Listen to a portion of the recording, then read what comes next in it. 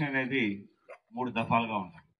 ఒకటి ఎలక్షన్స్ ముందు, అంటే బిఫోర్ ఎలక్షన్స్, ఎలక్షన్ డే, అట్లాగే ఆఫ్టర్ ఎలక్షన్. ఈ 2 దశలు ఏవైతే ఉన్నాయో సక్రమంగానే అయిపోయింది మన గ్రామాలన్నింటిలో కూడా. 3వ దశ ఏంటంటే ఇంకా గెలుపోటములు నిర్ణయించేటటువంటి దశ. అంతేనా? ఈ అంకం ఏదైతే ఉందో 3వ అంకం, దాంట్లో మీ మనసులో ఎవరికైతే వేయాలనుకున్నా వాళ్ళందరూ కూడా ఓటేసి ఎక్కడున్న ఓట్లు నిక్షిప్తమై ఉన్నాయి. అందరూ కాన్స్టిట్యున్సీలో ఎవరినైతే గెలిపించాలనుకున్నారో, లేకపోతే ఎవరికైతే ఎక్కువ మంది ప్రజలు ఓటు వేశారో వాళ్ళు గెలుస్తారు కావాలి. అట్లాగే ఎక్కువ మంది అభ్యర్థులు ఎవరైతే గెలుస్తారో ఆ పార్టీకి పట్టం కడతారు రాష్ట్ర ప్రభుత్వం.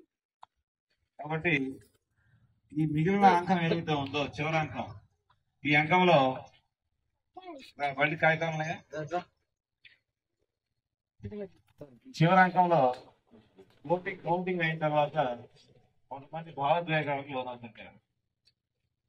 ఎక్కువగా ఇష్టపడినటువంటి వ్యక్తులు వాళ్ళ అభ్యర్థి గెలవకపోయినా, లేకపోతే వాళ్ళు అనుకున్న రీతిలో ఓట్లు పడకపోయినా, ఎవరైతే అభ్యర్థులకు సంబంధించినటువంటి ఓడిపోయిన అభ్యర్థులకు సంబంధించి, గెలిచిన అభ్యర్థులకు సంబంధించి వ్యక్తులు ఉంటారో వాళ్ళు ఒకరి మీద ఒకళ్ళు కక్ష సాధించారు.